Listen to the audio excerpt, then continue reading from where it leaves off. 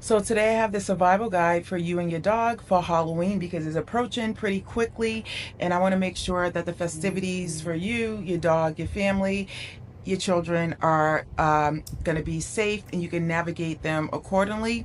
I understand that sometimes with pets, Halloween can be overwhelming, but I want to share some tips how you can prepare your pup and understanding how you can make this a more delightful experience for you and your family.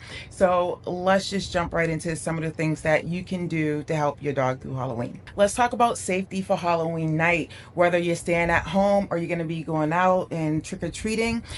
Safety at home, Halloween night arrives, so prioritizing the safety is key. You want to ensure that all candy and decorations are securely out of your dog's reach.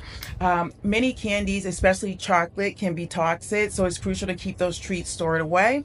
When you do take your dog for a walk, make sure they're on a leash. I know some families may use like a reflective vest of a reflector, leash, or anything that's reflecting because it is dark out, to make sure that your dog is visible. Also, prepare your dog for visitors. This is a big one if you're going to have a Halloween party or visitors in general, especially little ones over. If your dog gets anxious when the doorbell rings or when trick-or-treaters come to the door, train them to go to their designated spot or a safe space by practicing this in advance. I always say practice, practice, practice in advance before Halloween. So this means if your dog knows go to place, go to mat, go to bed, you want to practice that so when the doorbell rings, you can send your dog there. Or you want to practice having your dog go to their safe space. So maybe having the kids ring the doorbell and then, having your dog go over to their safe space just so they're used to the routine when these things start to happen, so it's not new to them. So safety is always going to be key. If you don't know all the things that are toxic as far as candies, just keep it all away, ideally. Let's move on to the fun stuff you can do for your dog on Halloweens. Things as simple as baking your dog their favorite dog treats and having those out, or even handing those out to trick-or-treaters that may have dogs with them. Also, you can do hide and treat, where you hide several treats in one room in the house and have your dog search. That's also a great activity if you want to keep your dog busy while visitors come to the door. If you have a room that's next to the door, you could definitely toss some treats in there and let your dog go search.